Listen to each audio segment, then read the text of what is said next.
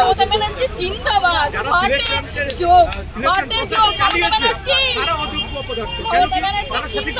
বেঁচে থাকুন এইভাবে আমাদেরকে শেষ করার জন্য। হাততালি আপনাদের জন্য, হাততালি। আমাদেরকে আপনি লাশের পর লাশ দেখবেন, এবার আবার লাশের পর লাশ দেখবেন। এটাই হচ্ছে আপনার অনেক কৃতিত্ব। পুরো বাঙালিকে আমাদের নতুন প্রজন্ম আমাদেরকে পুরো শেষ করে দেওয়া হলো। এবার আপনি খুশি তো? জিতে গেছে তো আপনাদের বাম আমলের প্রতিশোধ নিতে। আপনারা যে খুলে আম দুর্নীতি করেছেন, কি ভেবেছিলেন বাপের উপর বাপ হয় না?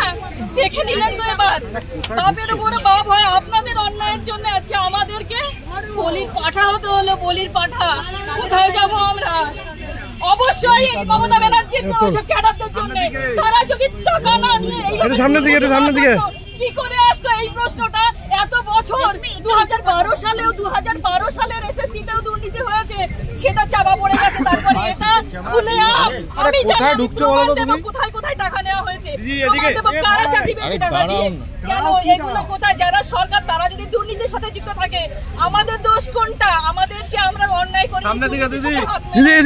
তারপরে আমরা যে এইখানে এসছি, অবশ্যই মমতা ব্যানার্জির লোকেদের যারা দুর্নীতি করেছে, তৃণমূলের এটা হাজার বার তৃণমূলের যারা খুলে আমারও অফার এসেছিল টাকা দেওয়ার জন্য, আমি চাইনি। তৃণমূলের লোকেরা নাম বলে দিতে পারি, আমি নাম বলবো না এখন।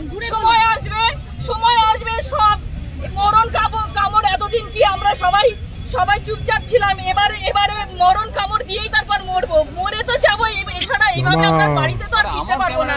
অনেক কষ্ট করে 29 বছর বয়সে এসে চাকরি পেয়েছি। 29 বছর বয়সে এসে 2012 সালের সেই আরএলএসটির পরে এই 19 সালে আবার নিয়োগ হলো। 7টা বছর পর সে সময়ও দুর্নীতি হয়েছিল, এবারও হয়েছে।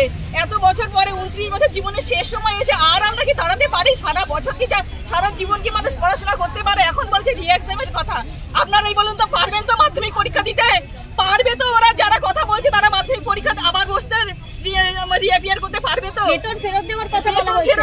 আমি জানি না কিসের কথা বলা হয়েছে। পরিশ্রম করেছি এটা বসে নেবো।